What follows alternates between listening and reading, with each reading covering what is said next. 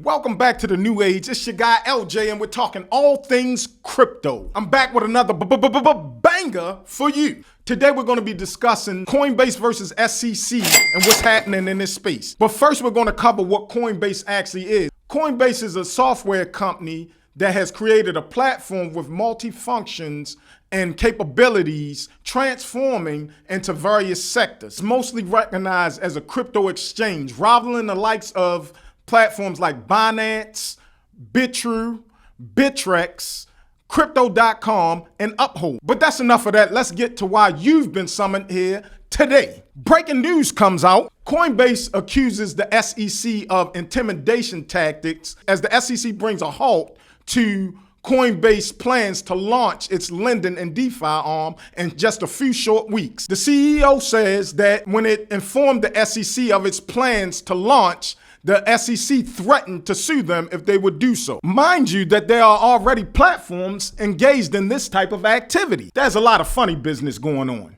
You actually want me dead?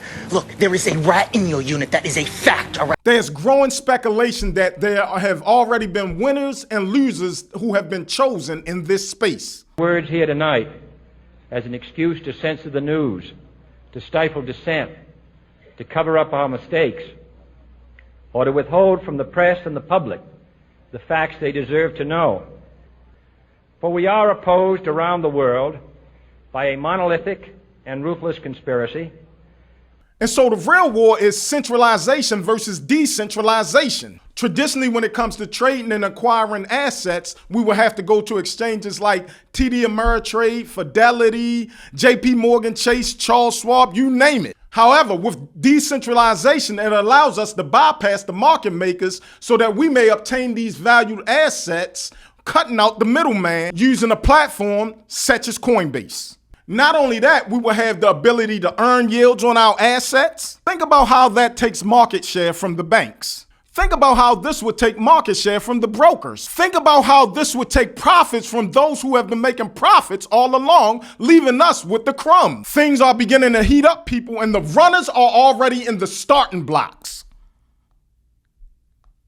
Wall Street understands that this space is disruptive. Coinbase is currently supported in several countries around the globe. 1 country in Oceania, 8 countries in South America, 13 countries in Africa, 18 countries in North America, 19 countries in Asia, and 40 countries in Europe. The hoopla is real, folks. And I have a sneaky suspicion that if you don't get on the gravy train now, that you'll miss your meal. A few weeks ago, the CEO, Brian Armstrong, came out with posted a tweet. We recently received board approval to purchase over 500 million of crypto on our balance sheets to add to our existing holdings.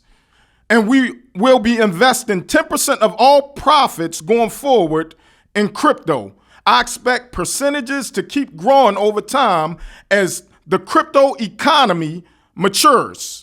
He replies to that tweet with, hopefully over time we can operate more of our business in crypto. Today it's still a mix. This suggests to me that Brian Armstrong and the board of directors over at Coinbase are bullish on what's happening and where this space is going. And I believe that they have some notable investing support. So who's invested in the Coinbase? Nas and his venture capitalist firm got in early. Kevin Durant, arguably one of the best basketball players in the world. Kathy Woods has invested millions into this company and into this stock, and she even doubled down when the stock took a dip. Coinbase was at $32 prior to its IPO. Since its launch at the height, it eclipsed $430. However, it's been in a downtrend since this time. It's currently trading at $257 at the time of this record. The good news is that it means that's a ton of value left for me and you to gain off of this asset. Let's talk about potential catalysts that's going on right now in this space.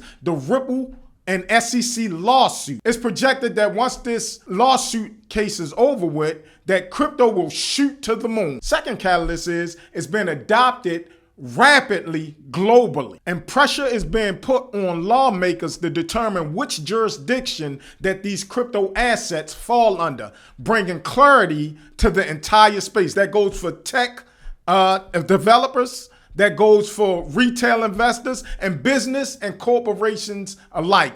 It's heating up, folks. Stay tuned, good people. A lot is unfolding and there's money to be made. I'll bring you more opportunity. As I get the information, you'll have it. This is the new age. I'm signing out.